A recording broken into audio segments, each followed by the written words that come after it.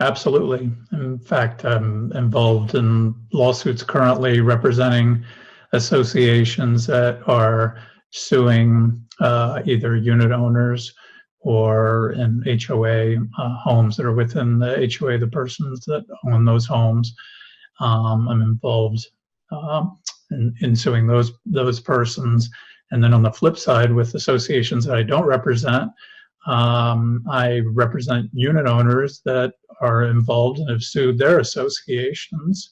So it's very, very frequent. It's not unusual at all. People make kind of jokes about it, about condo commandos, and they make some people say, well, I never want to live in a community like that, but a lot of people, especially in Florida, do want to live in those types of communities. And so anytime you have rules and regulations that are stricter than the norm, insofar as if you buy a house that's not within a community association, that's going to raise problems.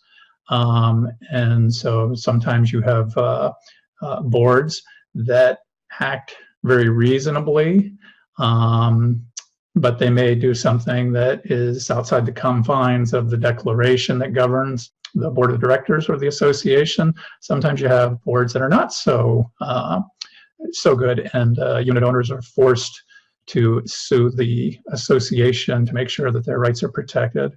And then the converse is true. So most of the time you have people that cause no problems within the association, and then you have people that either refuse or cannot pay their assessments for maintenance, and so everybody else has to take up the slack, and so the association can sue them for delinquent assessments, and can even foreclose on the home, whether or not it's homestead or not, foreclose on the lien that's placed on the home based upon delinquent assessments. There can also be lawsuits filed by the association against unit owners for suspension of use rights. So if the owner violates certain terms of their right to use their unit, all of a sudden the association, if they take the right procedures, they can either fine the unit owner, or they can say, well, we'll suspend you so that you can't use the amenities, you can't use the clubhouse, you can't use the pool, you may not be able to have access to go through the gates. The associations cannot prevent a unit owner from accessing their home, but they can prevent them from utilizing gate clickers or cards or those types of things that make them pass through a gatehouse if there's found to be a violation. So those are typically the types of things that are involved in lawsuits with associations. You also have pet restrictions.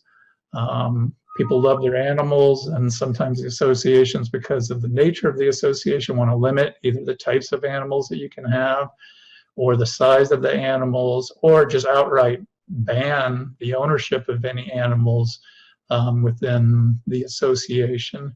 And so that can cause conflicts.